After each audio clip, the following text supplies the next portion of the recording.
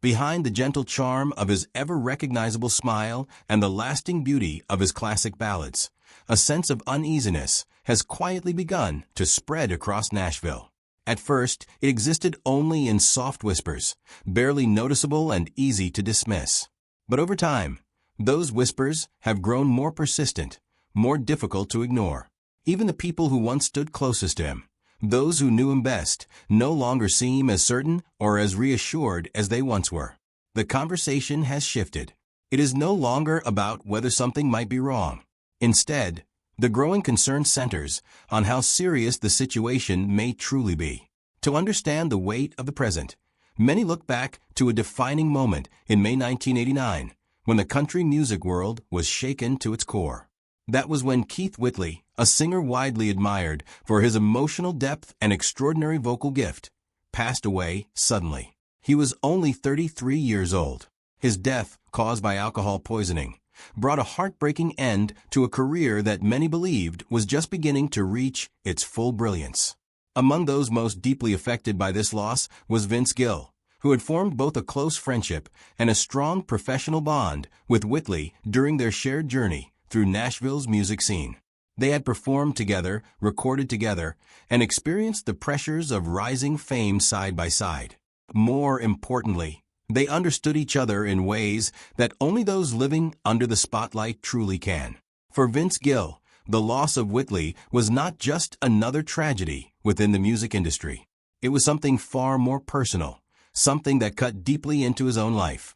He had seen, up close, the remarkable talent his friend possessed, a voice that could move effortlessly between quiet vulnerability and powerful intensity.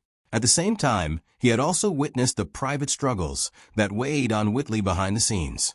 When the news of his passing became public, Gill was overwhelmed with grief. It was not just sorrow that consumed him, but also a painful awareness of how fragile life can be, especially in a world driven by constant touring, fame, and temptation. That realization forced him into deep reflection, changing the way he saw not only his career, but also his responsibilities and choices moving forward. In the immediate aftermath, Gill turned to what he knew best, songwriting, as a way to cope with the emotional shock. He began writing lyrics, inspired by Whitley's memory, trying to capture the deep ache that comes with losing someone who seemed to have so much life still ahead of them. The melody carried a sense of longing, almost like a conversation that had been left unfinished. It felt as though he was trying to say everything that had never been said. But the emotions were simply too overwhelming. Each line he wrote seemed to reopen the wound, making it impossible to complete the song. The grief was still too fresh, too raw, and too complex to be shaped into something structured and complete. Instead of forcing the process, Gill made the difficult decision to set the unfinished piece aside. Although it would later grow into one of the most beloved songs of his career, at that moment it remained something deeply personal, a quiet and fragile expression of mourning between two friends. This period marked a turning point in his life. The loss of Whitley became the first in a series of deeply personal experiences that would go on to shape his music and his perspective. His songwriting began to evolve, becoming more thoughtful, more introspective, and more willing to explore difficult themes such as regret, mortality, and redemption. Then, in 1993, the grief that had been lingering beneath the surface returned with renewed intensity. For years after losing Whitley, Vince Gill was faced with another heartbreaking loss, the death of his older half-brother, Bob Cohen. Bob passed away at the age of 48 after suffering a heart attack, bringing an unexpected end to a life that had already been marked by both struggle and strength. Years before his passing, Bob had survived a serious car accident that left him with severe brain damage. That life-altering event changed everything, leading to long-term physical and cognitive challenges that reshaped his everyday existence. For Gill, watching his brother live through the aftermath of that accident was a deeply emotional experience. It brought him face to face with vulnerability in its most personal form, not as something seen on stage or heard in a song, but as something lived within his own family. Bob's quiet determination, far removed from the glamour of Nashville, gave Gill a deeper understanding of both fragility and resilience. When Bob passed away, The loss came at a time when Gill was already carrying unresolved grief. The unfinished song he had once begun in honor of Whitley still sat incomplete, lingering in his notebooks without resolution. For years, he had struggled to find the emotional clarity needed to finish it. The pain of losing Whitley had been too immediate to shape into something meaningful. But Bob's death changed that. It was as though the second loss unlocked emotions that had been frozen in time. The combined weight of losing both a close friend and a beloved brother gave Gill a new understanding of grief. It was no longer a single, sharp pain. It had become layered, complex, and something deeply universal. Within that space of shared sorrow, the words he had been searching for finally came to him. The song began to take shape, not just as a tribute to one person, but as a reflection on love, memory, and the lasting pain of absence. Completing, it was not just about finishing a piece of music. It was an emotional release. Gill poured into the song the love he felt for his brother, the memories of family, and the quiet bonds that often go unspoken. What had once been a private expression of grief became something much larger, a song that could speak to anyone who has ever lost someone they loved. In August 1995, after years of emotional struggle, Vince Gill released Go Rest High on That Mountain, a song that would come to define a significant chapter of his life. Featured on his album, When Love Finds You, the ballad carried the emotional weight of both Whitley's death in 1989 and his brother Bob Cohen's passing in 1993. What had once been an unfinished tribute was now complete, shaped by years of grief, reflection, and healing. From the very first note, the song felt different. It did not come across as a typical commercial release, but rather as something deeply spiritual, almost like a hymn. Its slow and steady pace allowed every word to resonate, while Gill's voice carried a sense of honesty and vulnerability that felt impossible to imitate. There was no sense of performance or exaggeration. Instead, it felt intimate, as if he were singing directly to those he had lost. The song was further elevated by the harmony vocals of Ricky Skaggs and Patty Loveless. Their voices blended beautifully with Gill's, adding a rich, gospel-like quality that deepened the emotional impact. The arrangement built gradually, reflecting the journey of grief itself, from quiet sorrow to a sense of acceptance and peace. The chorus, simple yet powerful, offered comfort rather than despair, presenting death not just as an ending, but as a form of rest after struggle. After its release, the song quickly reached beyond the world of country music.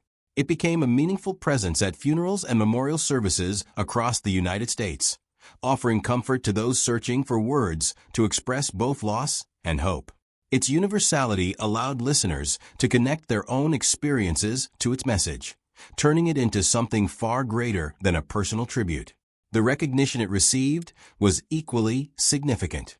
The song earned the Country Music Association Song of the Year award and won 2 Grammy Awards, including Best Country Song and Best Male Country Vocal Performance. These honors confirmed what listeners already knew. It was not just a successful song, but a timeless expression of grief and remembrance.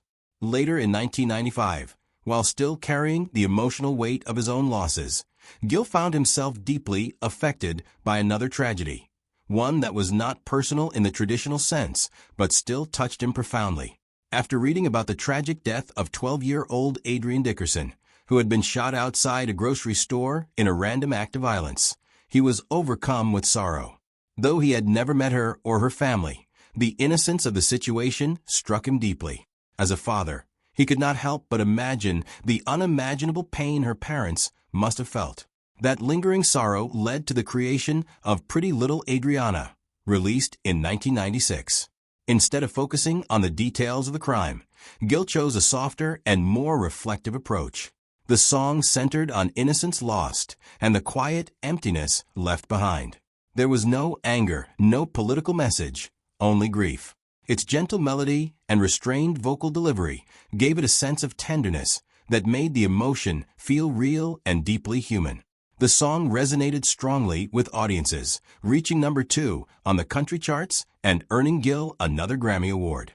More importantly, It demonstrated his unique ability to turn even the most painful realities into music that offers comfort and understanding.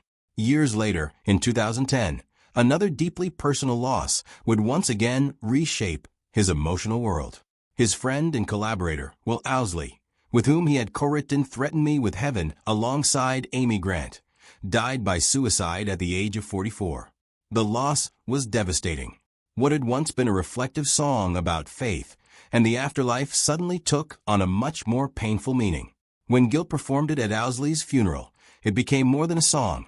It became a farewell. In a gesture of compassion, Gill later invited Owsley's young son to attend the Grammy ceremony as his guest when the song received a nomination.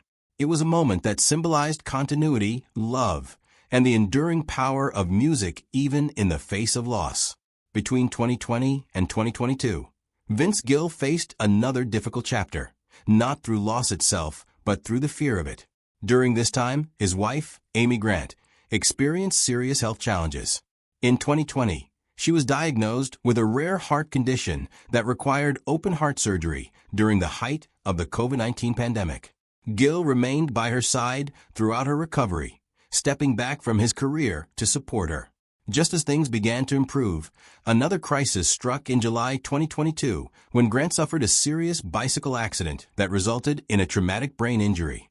Once again, Gill stepped away from his professional life to focus on her recovery, showing unwavering support during a time filled with uncertainty. As she gradually returned to performing later that year, the experience served as a reminder of life's fragility. For Gill, it reinforced the themes that have always been present in his music: love, resilience, and the quiet strength required to face the unknown.